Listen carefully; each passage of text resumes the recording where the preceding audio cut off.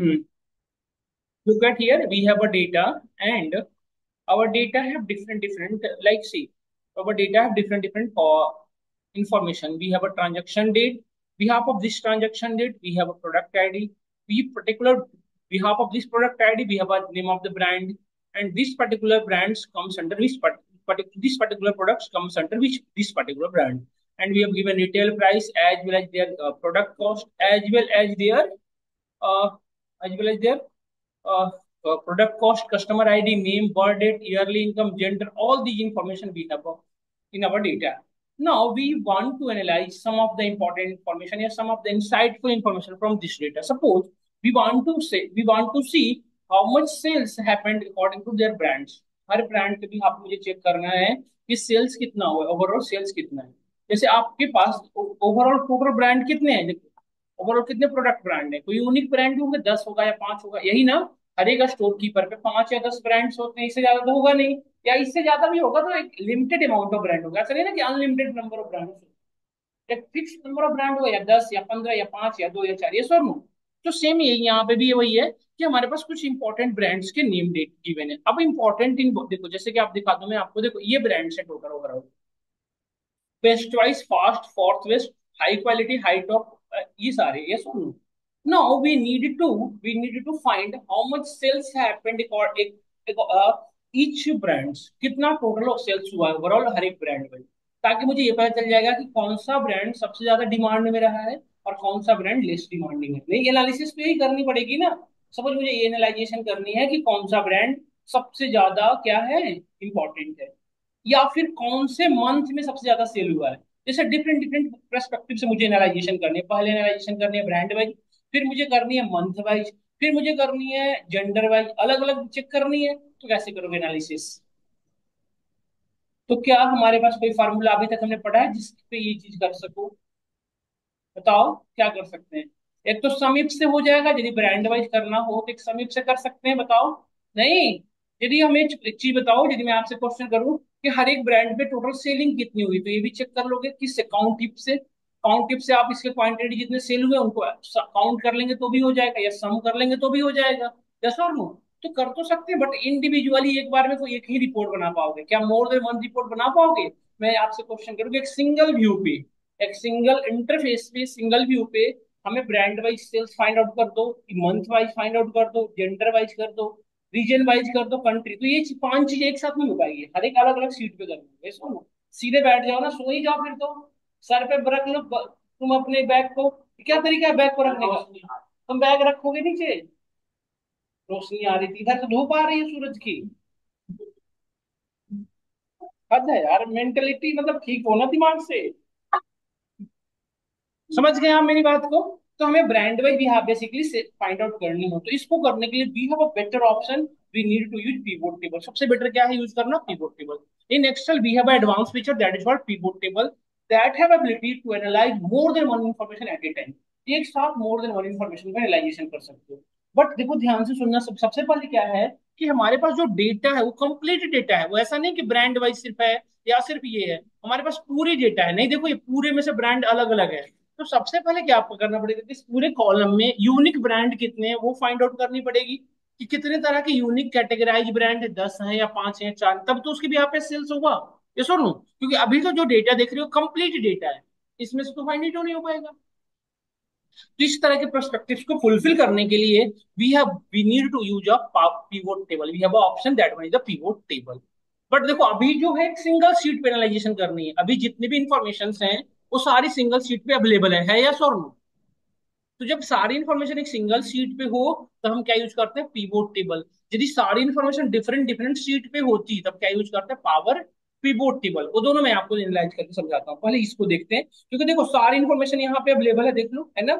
ID है, brand है, name है, कस्टमर आईडी, देखो आप यहाँ ऊपर में देखना, कस्टमर आईडी, बर्थ डेट है, yearly income, gender, total children, member card अलग अलग है, store type, store city, store state, store country, quantity, sales, cost, profit margin सभी है। देखो देख रहे हो ना, एक सिंगल शीट पे सारी की सारी इंफॉर्मेशन अवेलेबल है। यदि ये सारी इंफॉर्मेशन एक सिंगल शीट पे नहीं होती तब हम क्या यूज करते? Power pivot table. But by coincidence हमारी सारी इंफॉर्मेशन एक सिंगल शीट पे, तो क्या यूज करेंगे? Pivot table. तो हम एक चीज कैलकुलेट कर लेते हैं, पहले मैं इसमें से मंथ अलग कर लेता हूँ। हमारे पास देख लो जनवरी 2008 पूरी डेटा जो है किस मंथ की, वो एक बार देख लेता हूँ मैं। कंट्रोल शिफ्ट एल से फिल्टर लगाया, और फिल्टर लगाने के बाद आप यदि यहाँ पे नोटिस करो तो हमारे पास डेटा कितने साल की है, 2 साल। नहीं, 18 और 19 दो ही साल की है ना। और हर साल में मंथ हुआ होगा, जनवरी फरवरी मार्च। तो हम इन चीजों के लिए मैं पहले क्या करता हूँ, एक नया कॉलम क्रिएट कर लेता हूँ, और नया कॉलम क्रिएट करके देखना ध्यान से, कंट्रोल शिफ्ट प्लस, मैं डेटा कुछ क्रिएट कर लेता हूँ।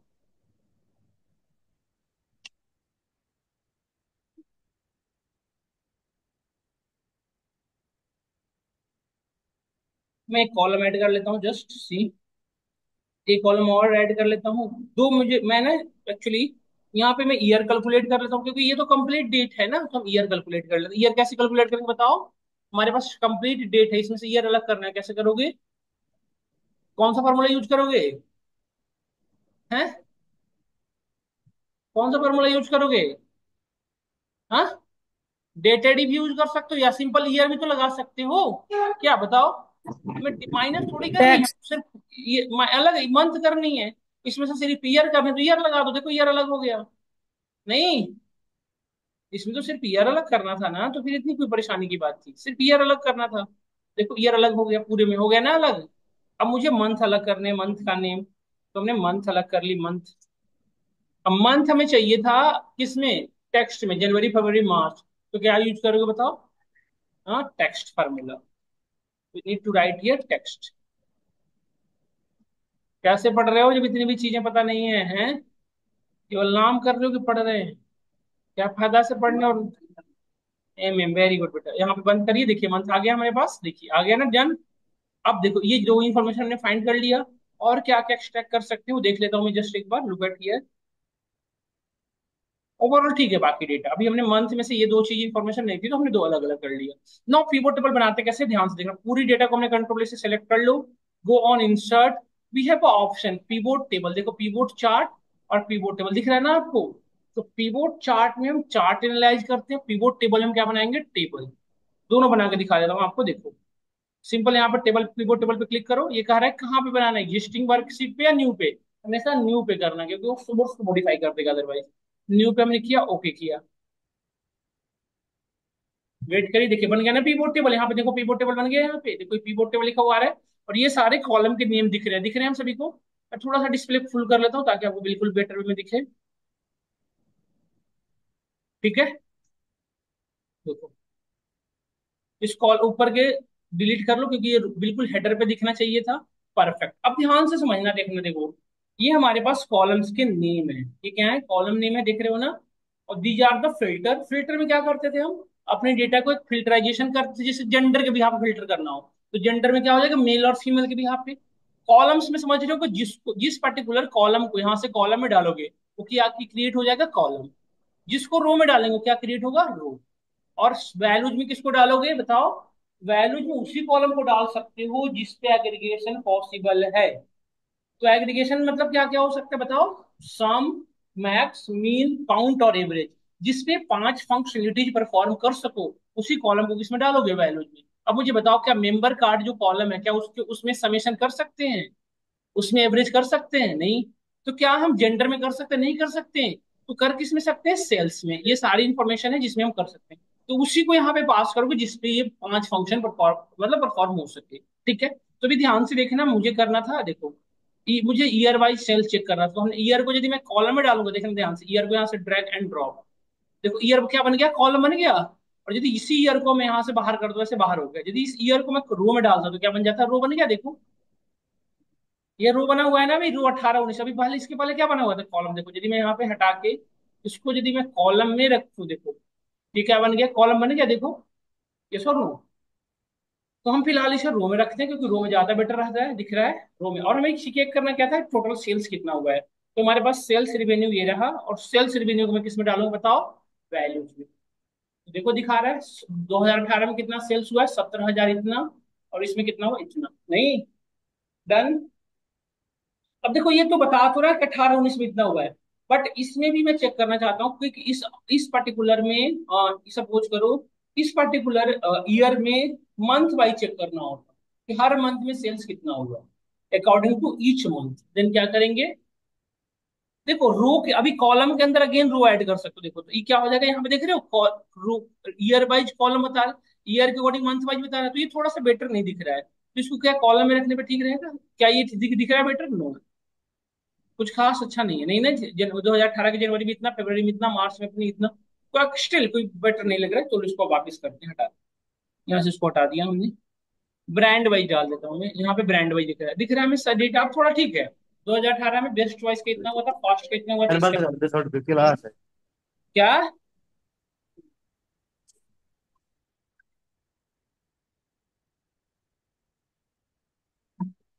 हेलो। हाँ बताओ, ठीक हूँ मैं, परेशान नहीं हूँ मैं, ठीक हूँ। हम्म।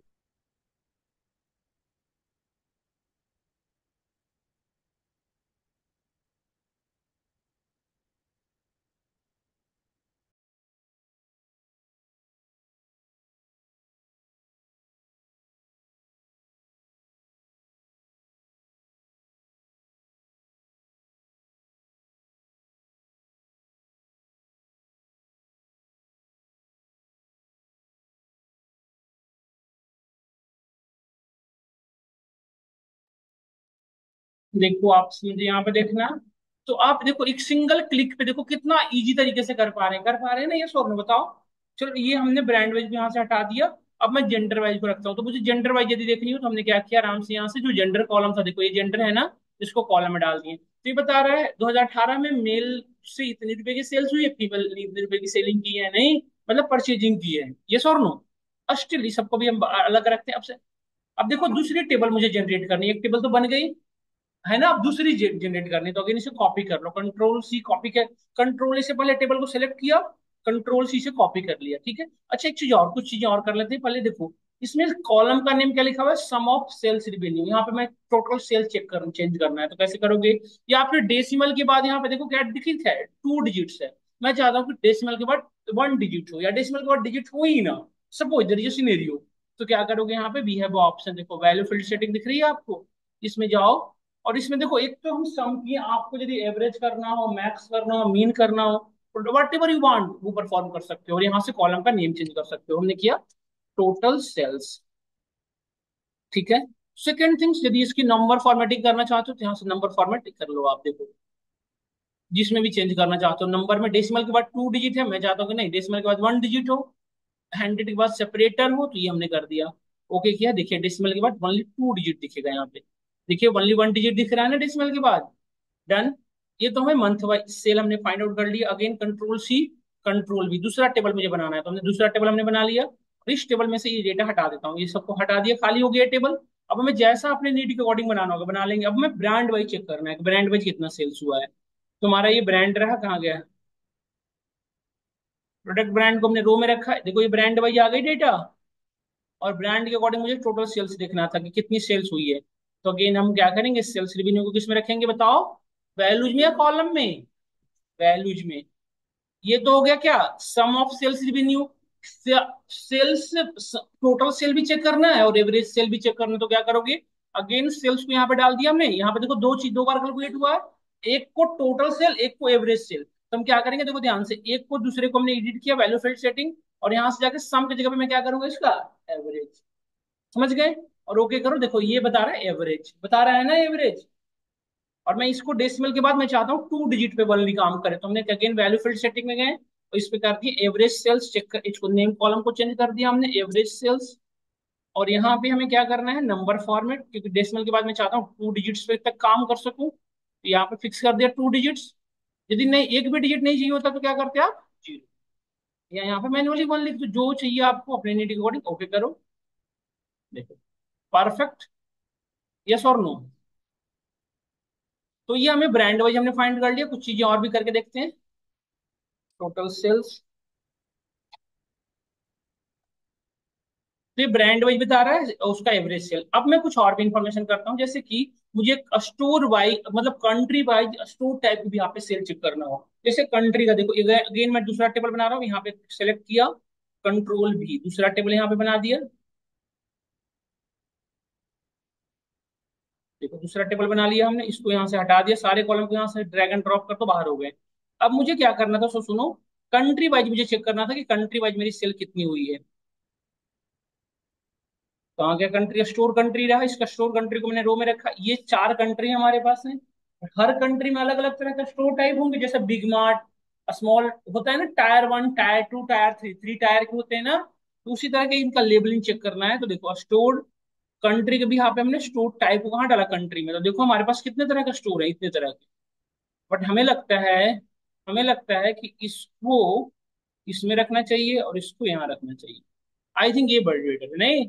डेलेक्स, ये डेलेक्स सुपरमार्केट कनाडा में कितना सेल हुआ वो चल पता चल जाएगा, मैक्सिको में कितना हुआ वो पता चल जाएगा, यूएसए में कितना हुआ वो पता चल जाएगा, नहीं? आराम से। तो ये हमने यहाँ पे जाके टोटल सेल्स को यहाँ पे डाल लिया, इजीली पता चल रहा है। और देखो एक चीज क्लियरली दिख रही है, कनाडा में गवर्नमेंट सुपरमार्केट जो है उसमें सेल्स बिल्कुल ही नहीं हुई है ना, as well as small grocery पे नहीं हुई, सुपरमार्केट में भी नहीं हुई है। बट बाकी जब इस मेक्सिको और यूएस में अच्छा सेल हो रहा है, नहीं? क्या आपको व्यू क्लियर हो रहा है? और ये तो हमारी सपोज करो ये स्टोर टाइप वाइज है, एज वेल एज मैं ईयर वाइज चेक करना चाहता हूँ कि हमारी ईयरली सेल कितनी हुई, तो मैं चेक कर लो। देखो 18 और 19 में, देखो 19 में तो फिर भी थोड़ा सा सेल हुआ है कनाडा में, देखो दिख रहे हो ना ये डिलक्स सुपरमार्केट का, 19 में तो बिल्कुल खाली है, देख रहे हो, 18 19 में तो बिल्कुल खाली है। तो इस तरह से मैनेराइजेशन इजिली कर पा रहे नहीं कर पा रहे, बताओ। अब ये हायरार्की बन गई, यदि हमें सिर्फ देखो ऐसे हमने हाइड कर दिया, देखो डन। अब ये ब्रांड वाइज मैंने टोटल सेल तो चेक किया था, मैं एज वेल मैं चाहता हूँ कि इसकी प्रोडक्ट नेम वाइज भी चेक कर रहा हूँ, मतलब प्रोडक्ट नेम वाइज। तो क्या करेंगे, यहाँ पे जो प्रोडक्ट नेम है, देखो अभी इस टेबल पे क्लिक कर ली, इस पे सेलेक्ट होती है, इसके अकॉर्डिंग काम होगा। अब मैंने क्या किया, प्रोडक्ट नेम को यहाँ पे रख लिया। देखो हर एक बता रहा है कि इस प्रोडक्ट का इतना हुआ था, इसका एवरेज इतना रहा है, इसका इतना। ये आप पे डिपेंड है, यदि नहीं देखना है तो यहाँ से आप इसको क्या करो, हायरार्की मेंटेन कर दो, ऐसे लॉक कर दो, नहीं? जिसका देखना होगा आप देखो, उसको जिसको नहीं देखना उसको मत देखो, ऐसे लॉक कर दिया हमने, छोटा बना दिया। बट ये हायरार्की क्रिएटेड है, क्योंकि बहुत सारे डायग्राम बन जाएंगे तो समझने में भी तो टफ होगा, इसीलिए मैंने छोटा छोटा बना के दिखा रहा हूँ। एक तो ये बन गया, अब देखो आगे बढ़ते हैं, यहाँ तक समझ में आ गया तो बताओ, क्या इस तरह के आसानी से बना पाओगे आप भी? अब एक और बना के दिखाता हूँ, देखो अब हमने क्या करना है, मैं जेंडर वाइज चेक करना चाहता हूँ कि हमारी सेल्स पे मेल और फीमेल का क्या इम्पैक्ट है।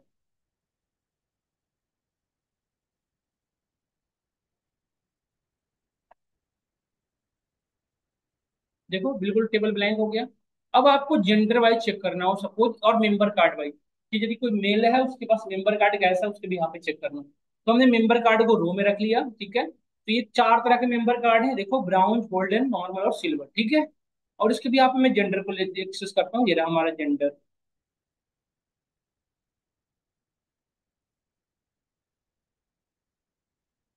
ये हो गया मेल और फीमेल, नहीं? तो ब्राउन यदि किसी के पास कार्ड है और वो फीमेल है, तो वो उससे उनसे में कितनी सेलिंग हो रही है वो मैं चेक करना चाहता हूँ।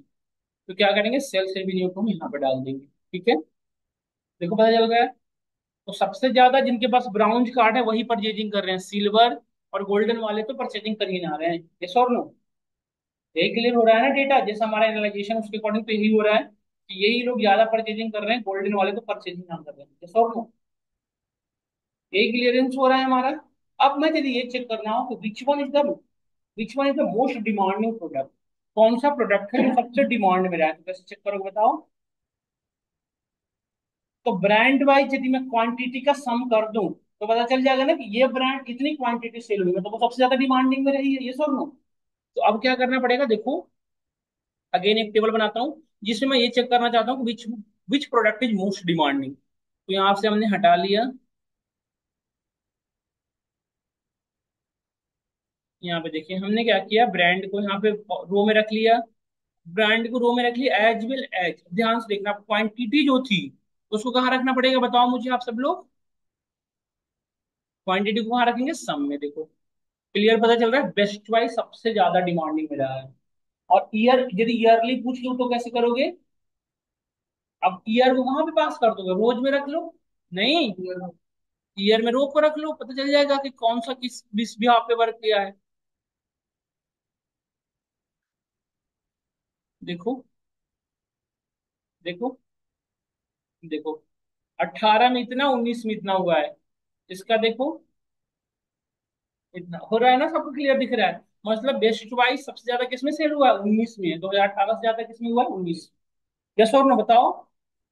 Yes. तो इस तरह से हम एनालाइजेशन करते हैं, इसी को कहा जाता है एनालिसिस करना आपकी। बट ये कब करोगे? जब डेटा क्लीन होगी तब। जब तक डेटा क्लीन नहीं होगी हम इस सब तरह की वर्क नहीं कर सकते। ईयर को मैं कॉलम में डाल देता हूँ, ज्यादा बेटर दिख रहा है, ठीक है। ओवरऑल सबसे ज्यादा बेस्ट चॉइस का हुआ है जिसमें 18 में कम, 19 में ज्यादा हुआ है। और सबसे कम किसका हुआ है? ऐसी चीज और कर सकते हो आप, देखो यहाँ से सॉर्ट भी कर सकते हो। यहाँ पे हमारी जो सम ऑफ क्वांटिटी की सॉर्टिंग भी की जा सकती है। देखो है ना, smallest to largest, largest to smallest. तो जैसा आपको चाहिए हमने कर दिया। हमें डिमांडिंग चेक करना था तो हम क्या करेंगे? लार्जेस्ट टू स्मॉलेस्ट कर दिए, देखो। सबसे लार्जेस्ट वाला ऊपर रह गया, स्मॉलेस्ट वाला सबसे नीचे आ गया। तो सबसे किसका हुआ है? टेली टेला करना, ब्रांड का नेम भी गड़बड़ है, क्या ही सेल होगा।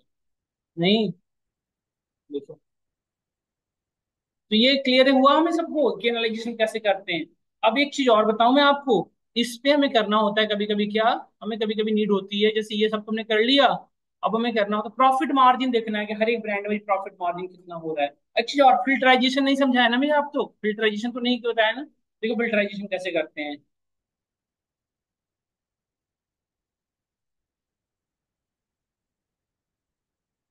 देखो स्टोर टाइप को मैं रख लिया फिल्टर में, ठीक है।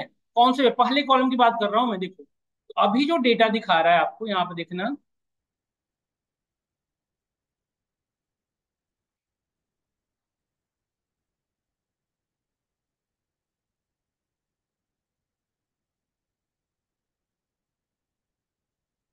देखो अब इसमें से भी आप डिसाइड कर सकते हो कि किसके अकॉर्डिंग देखना है। देखो यहाँ से हमने हटाया, हमें सिर्फ किसी एक का देखना है, सुपर इसका। जैसे वो मिड साइज ग्रोसरी का, तो हमने इसको सेलेक्ट किया और ओके किया। देखो ये जो 18 19 की सेल दिखा रही है, किसकी दिखा रही है बताओ? मिड साइज ग्रोसरी की, नहीं। तो इस तरह से आप इसको फिल्टराइज कर सकते हो। देखो अभी हम चेंज किए। और मुझे दो का देखना है, डिलक्स सुपर मार्केट और इसका। ये बता रहा है कि 18 में डिलक्स सुपर मार्केट का इतना हुआ था, 19 में इतना हुआ, दोनों का, नहीं। इस तरह से हाँ। ठीक है, ठीक है, ठीक है। इस तरह से आप कर सकते हो। इसको हटा देता हूँ फिलहाल के लिए, क्योंकि डेटा थोड़ी छोटी हो दिख रही थी।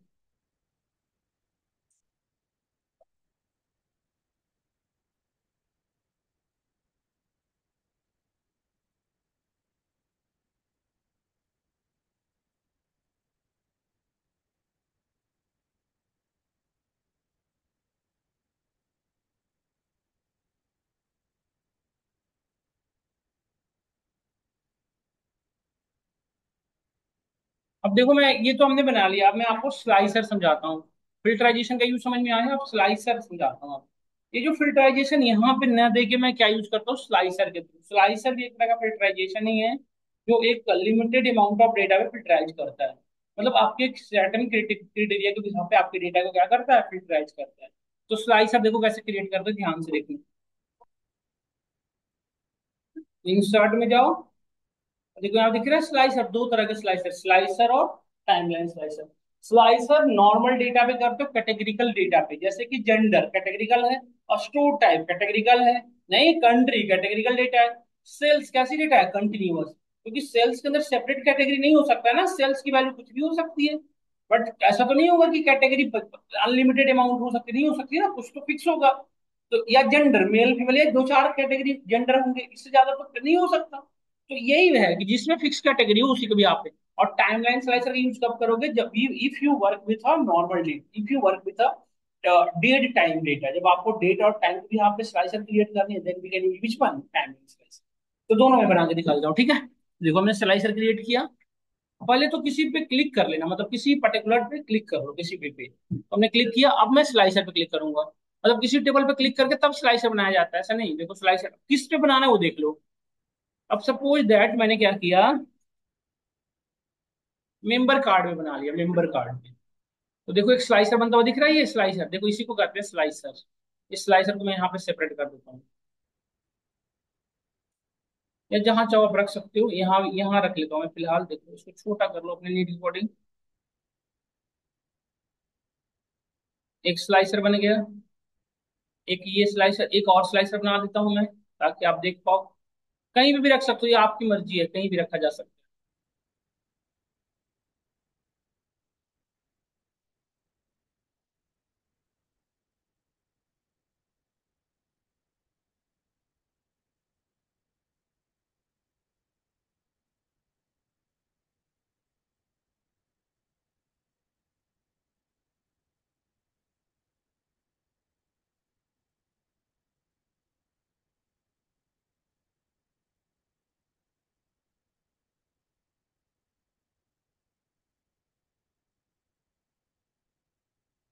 थोड़ा इधर उधर मैनेज कर देते हैं, गड़बड़ तरीके से हो रखा है। थोड़ा देखने में, एनालाइजेशन करने में आसान होगा ना, यदि कैसे रहेगा अनस्ट्रक्चर्ड वे में, समझ ही नहीं आएगा कैसे कैसे किया हुआ है, क्या है नहीं है। तो मैं व्यू थोड़ा क्लियर हो, इसलिए मैं इसको थोड़ा ठीक करना का ट्राई कर रहा हूँ।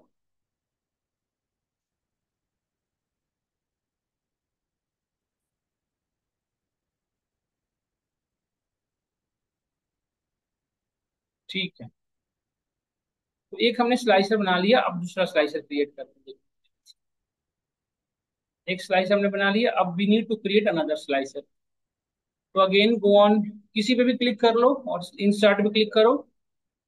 स्लाइसर अगेन क्रिएट कर लेते हैं। अब स्लाइसर किसी और पर्टिकुलर कॉलम पे भी आप बना लो, जैसे मेंबर कार्ड भी हमने बना लिया था। अब सपोज कि स्टोर कंट्री पे या स्टोर सिटी या स्टोर कंट्री पे बना लिया, तो स्टोर कंट्री ओके किया, देखो स्टोर कंट्री बन गई। ये तीन स्लाइस, ये तीन है स्टोर कंट्री हमारे पास, हमने बना लिया। ये सेट यहाँ पे कर दो। अब मैं स्टोर कंट्री के दो हो गया, member card store country, done. Now move to next one. इसके बाद एक और स्लाइसर बना लेते हैं, दो तीन बना लेते हैं कम से कम।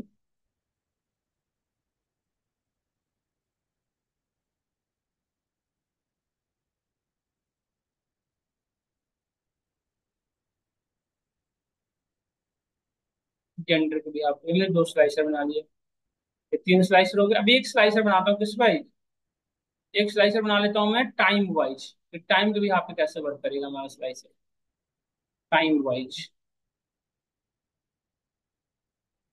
मतलब मंथ डेट ऐसे यदि वर्क करना हो तो कैसे करेंगे, उस सिनेरियो में आपको काम करने के लिए एक स्लाइसर और क्रिएट करके दिखा रहा हूँ मैं आपको। That mean the timeline slicer. इसको सेलेक्ट किया, इंसर्ट पे गए, और we need to create which one, slicer, timeline slicer. इस पर क्लिक किए। अब देखो, देख रहे हो यहाँ पे, जब मैं जब टाइमलाइन स्लाइसर क्लिक किया तो दो ही कॉलम हाईलाइट हो रहे हैं, कौन कौन से, ट्रांजैक्शन डेट और बर्थ डेट, जबकि कॉलम बहुत थे।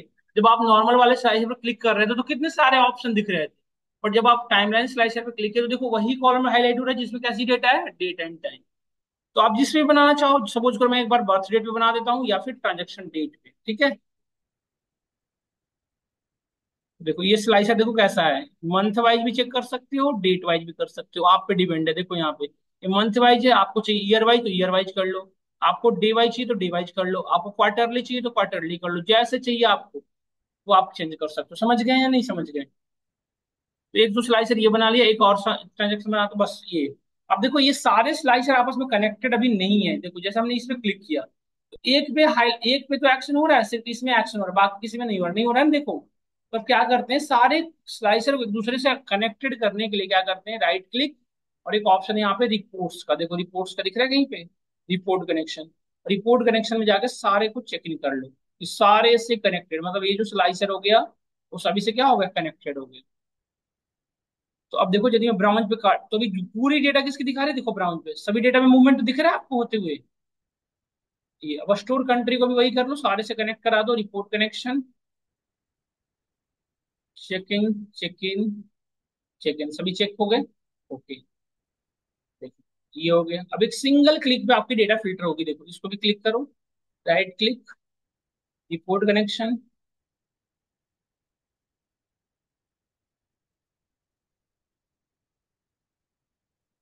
देखो ये बन गया जेंडर वाइज।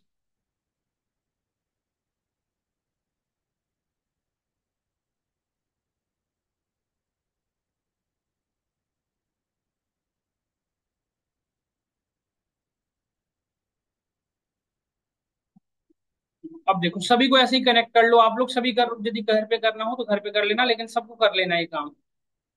राइट, अब देखना सभी में एक साथ होंगे एक्शन, सभी में एक्शन होगा एक साथ।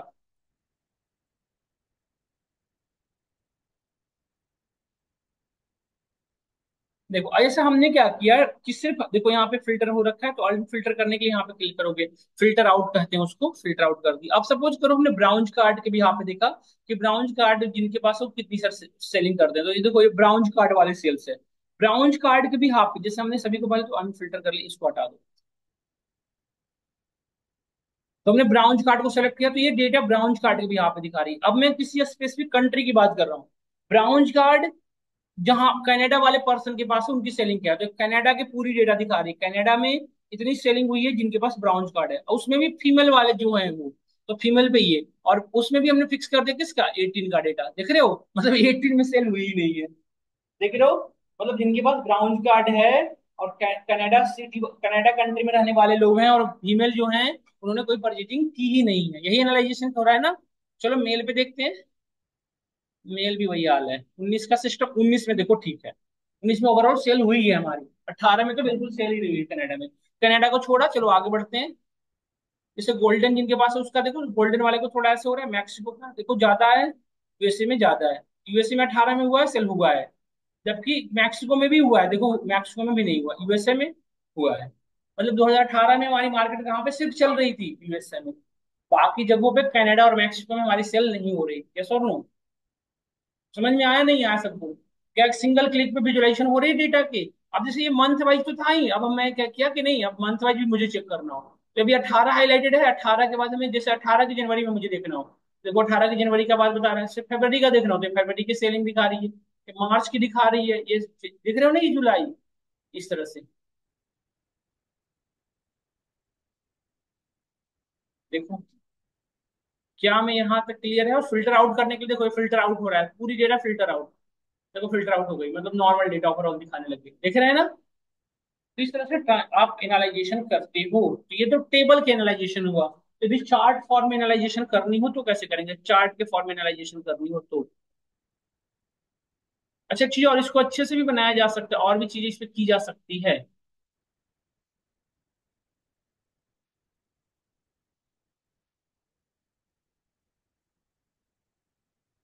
देखो यहाँ पे, इसको थोड़ा, अभी देखो यहाँ bring to font, view text size property, slicer setting, बहुत सारी चीजें और भी सीख और सकते हो, बोल्ड कर सकते हो, निम्बर कार्ड, इसका नेम चेंज कर सकते हो, डिस्प्ले हेडर असेंडिंग में डिसेंडिंग में कैसा देखना है वैसे आप चेंज कर सकते हो, ठीक है। तो ये था ये। यहाँ तक दिक्कत किसी को, पिवोट टेबल क्रिएशन में किसी को दिक्कत, समझ कर लोगे आप घर पे बैठ के। अब मैं आपको समझा रहा हूँ पिवोट चार्ट। देखना, डेटा पे वापस आ जाओ, डेटा पे वापस आ गए हम, फिर से हमने पूरे डेटा को सेलेक्ट किया, नहीं भी करोगे तो कोई इशू नहीं है। इंसर्ट में गए हम, इंसर्ट में जाने के बाद हमने क्या किया, पिवोट चार्ट क्रिएट किया। देखो अभी तक पिवोट टेबल बना रहे थे, अब पिवोट चार्ट, न्यू वर्कशीट में ही रहने देना। और देखो अब अलग एक बनाया, इसमें हम पिवोट चार्ट बनाएंगे, देख रहे हो ये टेबल और चार्ट दोनों दिख रहा है। देखो ध्यान से, जैसे हमें ब्रांड वाइज चेक करना होता है, तो देखो हमने क्या किया, प्रोडक्ट ब्रांड को एक्सिस, इसमें एक्सिस मतलब एक्स एक्सिस और वाई एक्सिस दो होते हैं ना। इसके भी यहाँ पे हमने स्टोर टोटल सेल्स देखा, सेल्स रेवेन्यू, देखो, देखो दिखा रहा है। टेबल की जरूरत हमें नहीं है, तो हम टेबल को यहाँ पे क्या कर सकते हैं, डिलीट कर सकते हैं। सेलेक्ट किया, डिलीट कर दिया, डिलीट हो गया। इसके भी आप सेल चेक कर सकते हो, इसको अपने नीड के अकॉर्डिंग जहां भी चाहो मूव करा लो। और इस पे चेंजिंग कर सकते, देखो एक्सिस यदि रखनी है तो देखो, axis X axis Y axis की डेटा देखनी है देखो, नहीं देखनी हटा सकते हो, आपकी मर्जी है ये। देखो और भी इंफॉर्मेशन ऐड करना हो, डेटा लेबल्स, डेटा लेबल यदि रखना हो विथ लेजेंड्स की, देखो ऊपर में नो लेजेंड्स की, मोर ऑप्शंस, नहीं डेटा लेबल रखना हो तो यहाँ पे हम डेटा लेबल रख सकते हैं, सेंटर